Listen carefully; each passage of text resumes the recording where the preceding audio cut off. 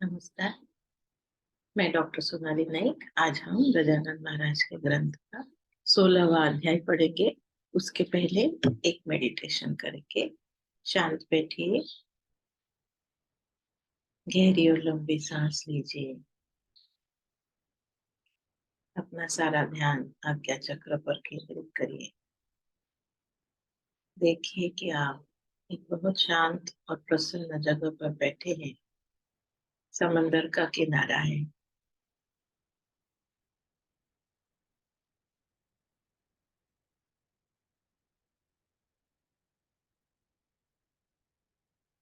शीतल पवन बह रही है। लहरों की मधुर आवाज आपके कानों पर गूंज रही है। आप बहुत शांत हो, प्रसन्न हो, प्रभु श्री राम का ध्यान कर रहे हैं। साक्षात प्रभु श्री राम आपके समक्ष खड़े हैं। प्रभु को देखकर आप आनंदित होते हो, पुलकित होते हो।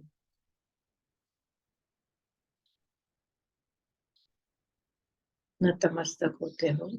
प्रभु ने आपको आशीर्वाद दिया है कि आप शारीरिक रूप से संपूर्ण स्वस्थ हो, मानसिक रूप से संपूर्ण सुदृढ़ हो, दैहिक रूप से संपूर्ण सफल, सामाजिक रूप से संपूर्ण कार्यरत। प्रभु के इस आशीर्वाद से आप आनंदित होते हो, पुलकित होते हो। प्रभु की शक्ति का कवच आपके इर्द गिर्द सदैव बना रहता है। इस कवच के भीतर आप सदैव सुखी, सदैव समाधान, सदैव सुरक्षित, सदैव स्वस्थ, सदैव समृद्ध रहते हो। इसी के कारण आपका जीवन विलक्षण माधुर्य, अलौकिक उल्लास, अभूतपूर्व आनंद से भरपूर है। धन्यवाद दीजिए। धीरे धीरे आंखें खोलिए। जय गजानन।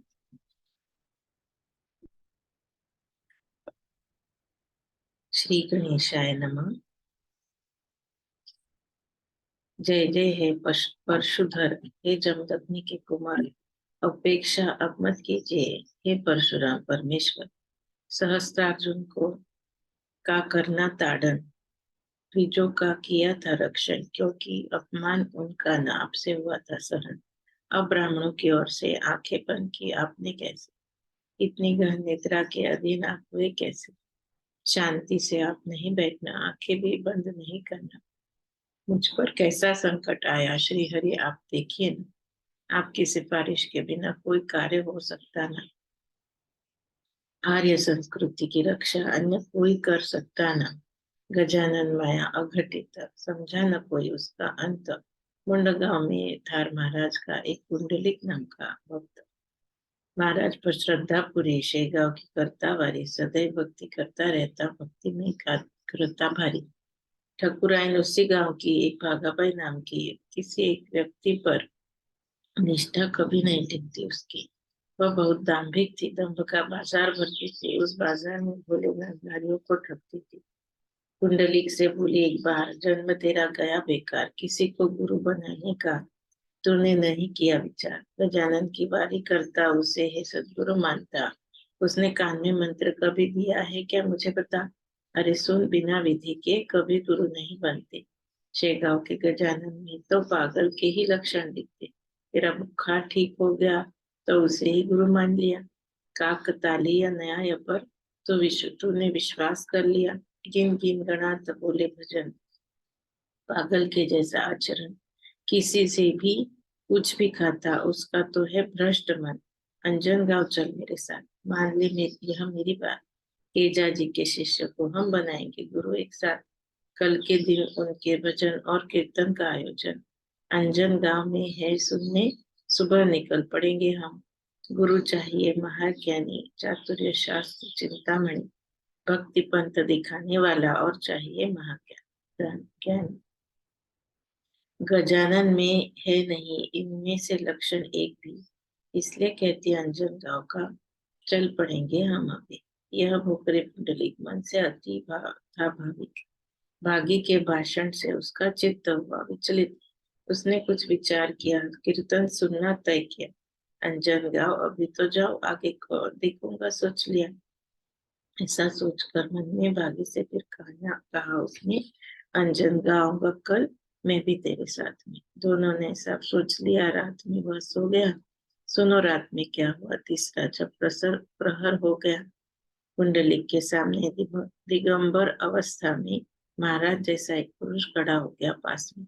अंजन गांव जाना है क्या, कुंडलिक से उसने पूछा। भाग्य की सलाह के अनुसार दूर करने की है क्या इच्छा। जाओ, अगर होगी इच्छा। काशीनाथ नाम है उसका, वहां जाकर ब्रह्म निराश होगा। पगले तेरे मन का। कान में कुछ कह दिया, वो क्या गुरु बन गया। लोग तो कानों में कितनी बातें करते हैं, क्या वे एक दूजे के गुरु तुरंत बन जाते। इस दंभाचार के तो कभी नहीं झुकना आगे। इधर करना, जरा करना कान, मंत्र देता तुझे मन। गण गण कहकर कान में स्तब्ध हुए दयानिधि। बोल, और तू क्या चाहता। आज तृप्ति में कर देता। कुंडलिक ने यह सुना तो प्रसन्न हो गया मन उसका। स्वप्न में सोचने लगा, निरीक्षण करने लगा। ये गांव के ही महाराज है, ऐसा उसके मन को लगा। कुंडलिक बोला, हे महाराज, पादुकाएं ये दीजिए आज। पूजन रोज करो इनका, अन्य नहीं है मन में आज। ठीक है, कल दोपहर का समय जब होगा दिन का, ये मैंने पादुकाएं दी जो लेकर पूजन करना इनका। पादुकाएं लेने हाथ में उठ बैठा वह स्वप्न में। इतने में नींद खुल गई। कुंडलिक आया होश में। जगने पर लगा देखने पीछे आजू बाजू सामने। न कोई व्यक्ति, न कोई पादुका देखी थी जो स्वप्न में। रहस्य न सुलझे रहा, संशय वैसा ही रहा। बोला, महाराज का वचन असत्य कभी नहीं रहा। दर्शन मुझे उन्होंने आकर दिए स्वप्न में। भागी ठकुराइन कैसी है, बताया स्पष्ट शब्दों में। वैसे ही कल दोपहर पादुकाओं का पूजन कर ऐसा कहा महाराज ने। क्या समझो मैं इसका सार। नई बनाकर पादुका पूजन शुरू करो उनका। समझ में नहीं आ रहा विचार क्या है उनके मन का। पादुकाएं केवल चरणों की मैंने उनसे मांगी थी, फिर नहीं खरीदना क्यों। उन्हें मुझे उन्होंने वे जो दी थी। मन में ऐसा सोच रहा था, अनेक तर्क कर रहा था। तभी भागी वहां आ गई। कुंडली को ले जाना था। बोली, अंजन गाँव चल। चलना अब। आज हमें गुरु है करना। सूर्योदय के प्रकाश से रास्ता शुरू हुआ दिखना। कुंडली बोला, भागा भाई, आऊंगा अंजन गाँव नहीं। मर्जी हो तो निकल जाना, मुझे तो है आना नहीं। गुरु मानता हूँ मैं तो केवल गजानन महाराज को। निश्चय पक्का किया मैंने, कभी नहीं भी ना छोड़ू उसको। यह सुनकर भागाबाई गजानन गांव चली गई। सुनिए, मुंड गांव में घटना फिर क्या हुई। एक जाम सिंह राजपूत था। उसने सोचा दर्शन का 2 दिन पहले मुंडगांव से शेगांव पहुंच गया था। वापस वह मुंडगांव को लौटने जो लगा तो आदेश कुछ महाराज ने दिया बड़ा बाबू को। कुंडलिक के लिए ये पादुकाएं दे दो उसे। महाराज ने आदेश का पालन उसने किया। झट से पादुकाएं ली हाथ में। जाम सिंह से कहा, बाद में कुंडली भोकरे एक जो है तुम्हारे गांव में, जाकर ये देना उसको पूजन अर्चन करने को।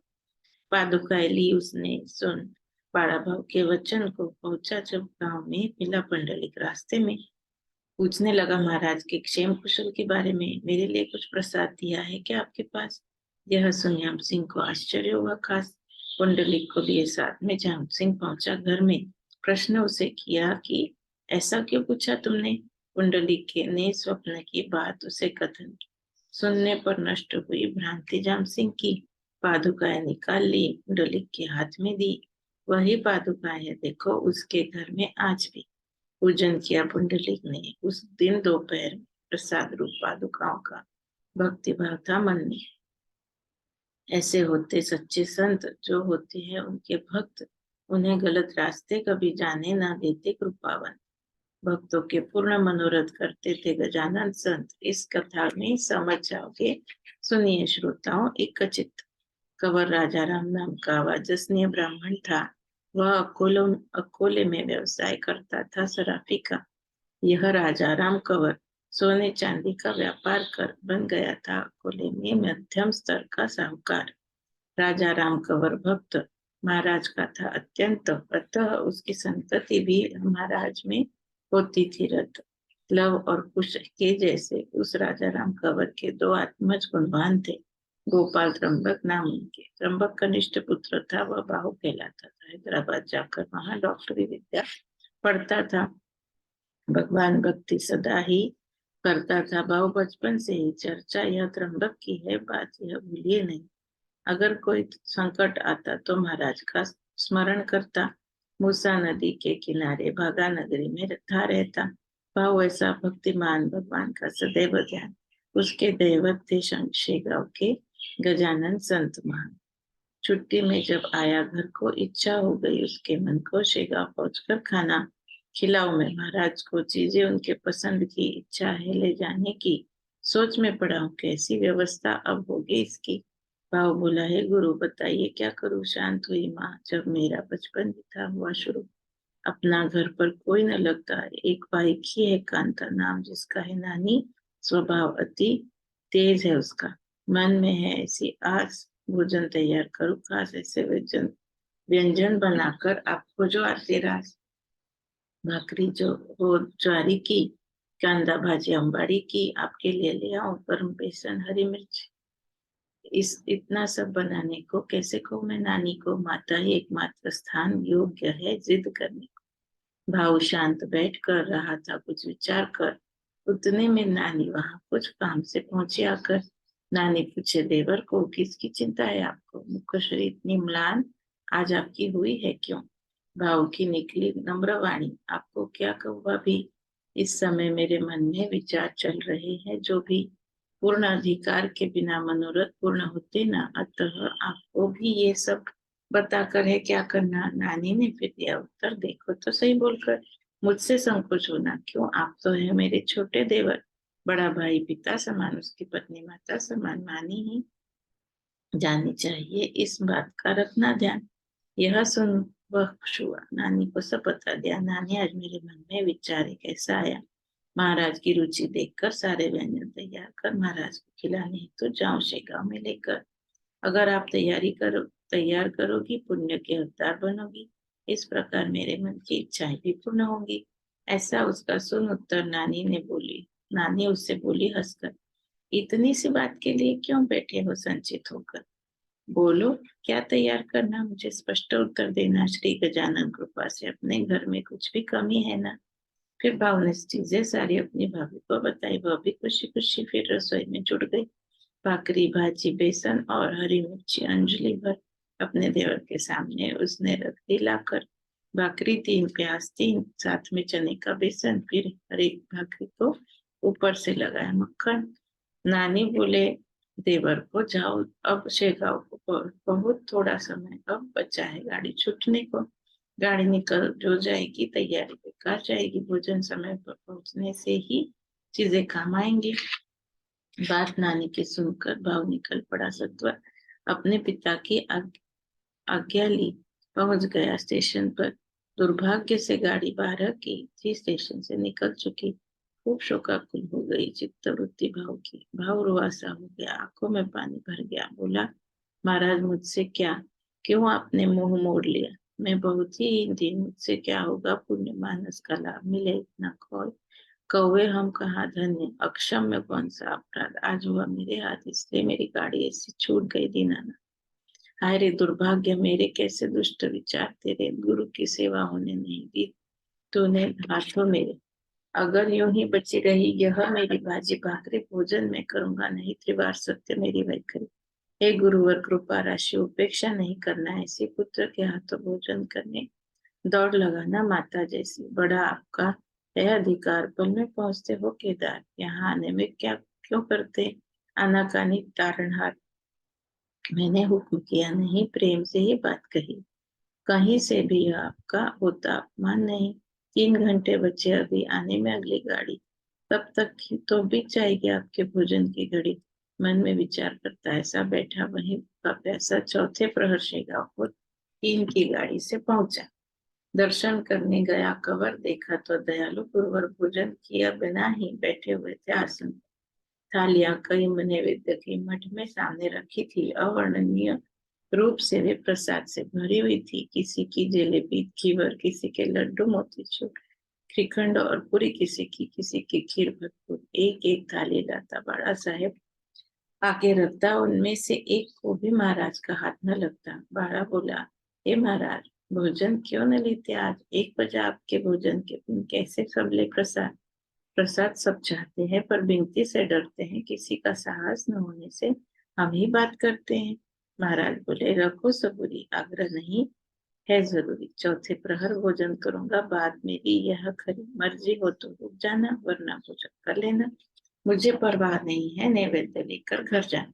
ऐसा प्रकार चल रहा, उतने में भाव पहुंच गया। महाराज को देखकर मन में हर्षित हो गया। आर्त होकर देख रहा हो बालक मानो बिछड़ी माँ, वैसा ही अनुभव देखा वहां हुआ। तब भाव महाराज को जोड़े कर किया साष्टांग नमस्कार, सामने ही खड़ा रखा, क्या करते इंतजार। बोले, महाराज हास्यवदन, कैसा तेरा आमंत्रण? यह कोई समय हुआ? अब करूँ क्या मैं भोजन? तेरी पुकार में फंस गया, मैं भूखा ही रह गया, खाना नहीं खाया अब तक। निकाल अब जो तू लाया।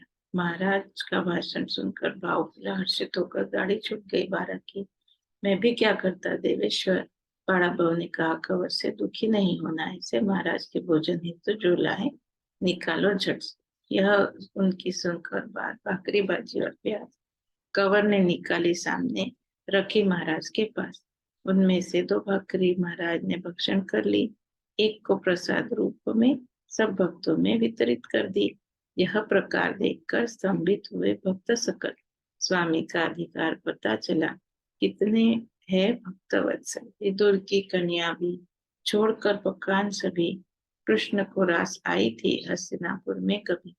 वैसा प्रकार हो गया, हमारा पकवान नहीं भाया। कंवर की भाजी भाकरी में स्वामी का मन अटक गया। लिया फिर भाव कंवर ने समर्थ प्रसाद शेगाव में। ऐसा ही अनुभव होगा सद्भाव जहाँ होगा मन। आज्ञा की महाराज ने भाव को अकोले को जाने। बोले, अगले साल होगा पास डॉक्टरी परीक्षा में। भाव बोला, गुरुवर कृपा दृष्टि रखना मुझ पर, अन्य कुछ भी मांगने को आया ना मैं यहाँ पर। मेरे लिए तो धन मान आपके ये दिव्य चरण, आपकी दिव्य मूर्ति का मुझे सदा रहे स्मरण। भाव कंवर ऐसा कहकर अकोले को गया निकल। भक्तों की उपेक्षा नहीं करते थे गजानन स्नेहल। अस्तु तुकाराम शेगोकर था, शेगांव में ही रहता था। भाविक था, मन से अति कृषि कर्म करता था, अत्यंत ही गरीब था। खेत में मेहनत करता था, सूर्यास्त समय महाराज के दर्शन नियम से करता था। उन्हें चिलिम भर देता, चरणों के दर्शन करता, थोड़ी देर वहां रुक कर फिर खेत को चल देता। उसकी दिनचर्या यही बहुत दिन चलती रही। दुर्भाग्य के मार कभी किसी को भी छोड़ती नहीं। लिखा है जो नसीब में होता है वही जीवन में। एक दिन जब तुकाराम था अपने खेत में, यह शिकारी वहां पर बंदूक लिए कंधे पर छर्रे की बंदूक से लगा साधने निशाना खरगोश पर। वह प्रभात का समय था, हो रहा सूर्य उदय था। तुकाराम अपने खेत में ताप सेकते बैठा था। एक श्वेत खरगोश आया, उसके पीछे बैठ गया। शिकारी की आंखों ने तुरंत उसे देख लिया, फिर शिकार करने उसकी करने कंधे की बंदूक शिकारी ने उसका निशाना साध दिया, साध कर दाग दी पल भर में। खरगोश तो मर गया, पर एक छर्रा लग गया उस तुकाराम माली के कान के पीछे घुस गया। छर्रा आया वेग में, घुसा सीधा मस्तक में। डॉक्टर सारे असफल हुए उसके इलाज में। छर्रा उन डॉक्टरों से निकला न लाख प्रयत्न से। तुकाराम को दर्द खूब होने लगा उस छर्रे से। वेदना दिन रात होती, नींद जरा भी ना आती, मन्नतें कितनी है मानी, दर्द से मिले न मुक्ति। ऐसी भी अवस्था में नित्य आता था वह मठ में। एक इलाज उसे बताया समर्थ के एक भक्त ने। डॉक्टर वैद्य छोड़ देना, महाराज की सेवा बिना इस दुनिया में उत्तम इलाज कोई है भी ना। उनकी कृपा होने से मुक्ति मिलेगी दर्द से। इस मठ को हर तरफ से साफ रखना है। तेरे हाथों सेवा होगी, पुण्य की भी प्राप्ति होगी। महाराज की कृपा हो तो तकलीफ से मुक्ति होगी। अपने पिता जैसी कभी दाम्भिकता करना नहीं, मन को सदा शुद्ध रखना, ढोंग कभी करना नहीं। तुकाराम मान गया, झाड़ू लगाना शुरू किया। पूर्ण मठ को उसने निर्मल आईने जैसा कर दिया। ऐसी सेवा करते करते पूरे 14 वर्ष बीते। अपूर्व घटना घटित हुई, ध्यान से सुने सारे श्रोते। एक दिन झाड़ते हुए ऐसे छर्रा गिरा कान से जैसे भूकर दबाने पर निकले बीज अंदर से, वैसा प्रसंग यहाँ हुआ। छर्रा गिरते ही बंद हुआ। सिर का दर्द महाराज की सेवा से ही दूर हुआ। सेवा झाड़ू लगाने की आजीवन उसने की। अनुभव के बिना लगन लगती नहीं परमार्थ की। एक बार वह लगने पर स्थिर होता मन वही। सारे भाविक जानते हैं संतों की सेवा है हितकर। स्वस्ति श्रीदास बनु विरचित यह श्री गजानन विजय ग्रंथ भव सिंधु में भाविकों को सदैव दर्शाए।